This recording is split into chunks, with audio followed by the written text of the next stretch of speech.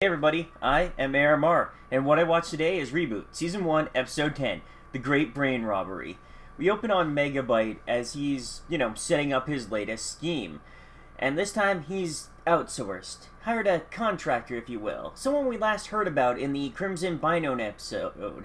The one, the only, Mouse. She's got talent, sass, and a rep.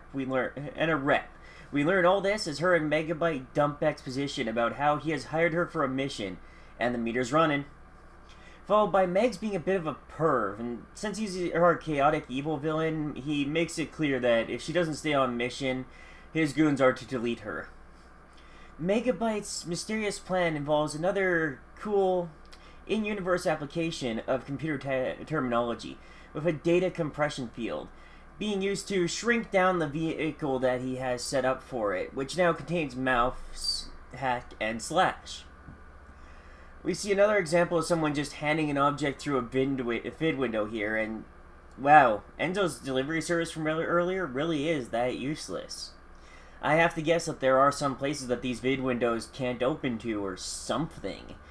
Because otherwise, why have a delivery service when anyone can just reach through a vid window and go, here you go? Oh, that would be an awesome way to get pizza if it was true, if it could be real though, wouldn't it? He hands a dropper containing Mouse's ship off to one of his binomes, and the scene shifts to a GameCube returning to the sky. Our hero's triumphant. I gotta wonder what kind of game prompts Bob to promise to teach Enzo proper tomato technique. Try to say that fast. Proper tomato technique. Okay, a little easier than I thought. We move back to Megabyte, contacting his agents to see how the plan is progressing, and we get one of my favorite binomes to date. Secret Agent Binome. Dipping into the trope of people who get way more serious than needed about a mission. He even manages to confuse Megabyte with his brilliant code. Roger, Mothership. The monkeys are restless, and my dog has fleas. Over. What? What are you talking about? Fortunately, Megabyte gets him to speak English, and the plot moves along.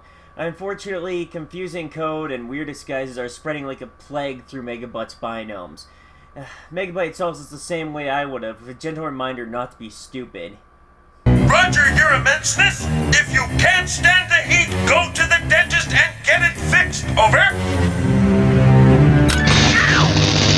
Now, what was that again? Our heroes stop at Al's diner, not Dots this time, to get Bob a quantum shake. You know, a little booster to get his energy back up after a game well played.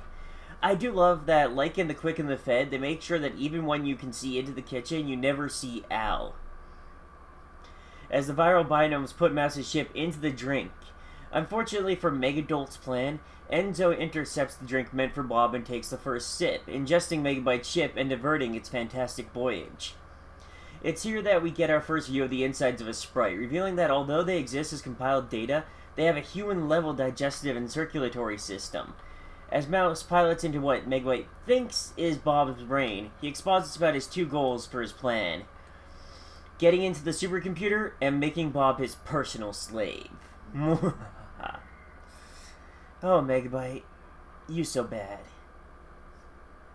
I love the visuals in this episode, especially the view we're given of a data brain on a micro level. As Hack and Slash mess around in Enzo's brain, we see him start to jump around uncontrollably in the real world, swaying around like he's trying to dance as he jerks and flails, looking a lot like me on the dance floor. Yeah. Enzo enjoyed himself, but Bob and Dot are worried by it, taking him to see Thong. The elder sprite, after some rambling, quickly gets to the bottom of things as he literally looks inside Enzo's head and sees Hack and Slash. Naturally, our heroes are a bit skeptical at first, but as Fong confirms it, they start to hatch a plan. Bob using an old BPEG compression file to enter Enzo's head. Dot wants to go too, but Enzo pleads with her to stay with him. I mean, naturally he wants someone there who's familiar to help keep him calm. Of course, all this, like, Hack and Slash are in his head, Bob's gonna go in to battle them, Enzo's like, this is so cool! There's not much of that, like, gloom and doom. Enzo's just like, wow, this is awesome! Megabyte gloats in his triumph, ready to, with the flick of a switch, gain access to the supercomputer. His grin widens as he presses the button and he hears the passcode is... belly button. And no girls allowed. As Megabyte ponders what could have gone wrong, we get a quick scene of Enzo's symptoms growing worse while Bob shrinks down, including a rather rude little Sprite song. I'm a little source code, short and stout. This is my input, this is my out. As this goes on, Megabyte orders sensory input access to get down to the bottom of just what the sprock is going on here, discovering that his minions kind of messed up and he's now in control of the mighty Enzo! Yeah, he's decidedly unhappy about this development. His mood changes, however, as he realizes that Enzo is inside the principal office. Megabyte can use him to access the core of mainframe. Mouse, being, if I remember right, a merc, is still very much on board with this, as the money's good, handing manual control of Enzo back over to Megabyte. At this point, it seems pretty clear that she doesn't know what's going on. She doesn't know that this is Enzo she's in, not Bob.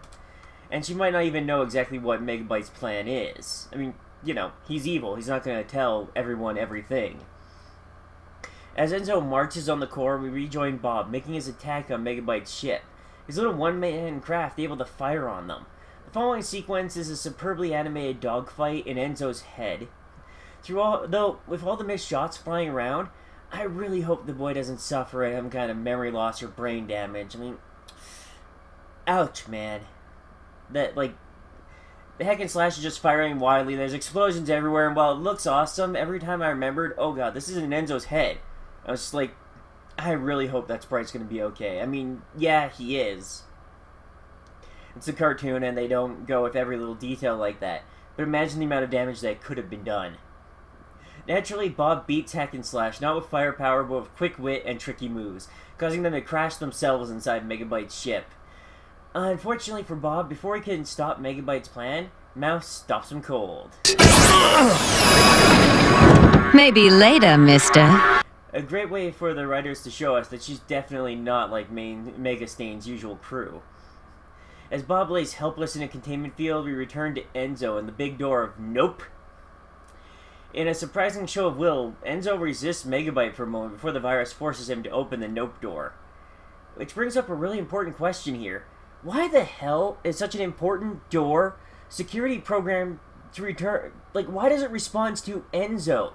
Why is the touchpad keyed to his hand? He is a little sprite. He should not have access to the big danger room of Nope. This is a pretty big oversight, Thong. Come on, man. Like, is there not a basic README file on this? Ah, well. Plot convenience, move along. Anyway, Megabyte gets the gloating, and Mouse, in a fit of curiosity, takes Bob's helmet off. They reminisce about the old times, how he arrested her and the like. We find out Mouse isn't all bad, as she states that this is just supposed to be a simple copy and paste job. No one gets hurt, she gets the information she wants, it's all good. And then she kind of turns on Megabyte as Bob points out to her that on his current course, Megabyte plans to erase all of them, from Enzo to Mouse's favorite person, herself. In a fit of thieves' honor and self-preservation, Mouse questions Megabyte, and getting her final confirmation from Megabyte, asking who would she believe more, Bob or him? Sorry, man, when you say it in that skeezy voice, anyone would know not to trust you. It's like taking a spoon into the jello making room. They know you're up to something. In a show of attention to detail that's rare for any show I've seen, as they take off, Mouse and Bob collect the control device and delete Bob's vehicle, making sure to leave nothing behind that could enlarge and hurt Enzo. So many shrink and enter movies and episodes like this ignore those important little details. They'll leave like part of the ship behind or something like that, and then they'll be like, whoop, the people got out, okay? And that's fine if the ship was already a mini thing. But in most of these cases, the ship was shrunk down with the people inside it. So why doesn't... Anyway, I just love that in this one they actually thought about it. Enzo sneezes hard, expelling the ship from his nose, and one of the few times where I can honestly say it's a good thing he didn't, like, throw his arm up or something, you know? That would have hurt. Dot shows a little unfounded jealousy upon seeing that Mouse exists. A bit of a strike on the writer's record there, as Mouse vanishes, leaving Bob to explain what just happened. And... yeah, honestly, this is, for me, a pretty big strike for the writers and Dot's character. I mean, she has just seen Mouse.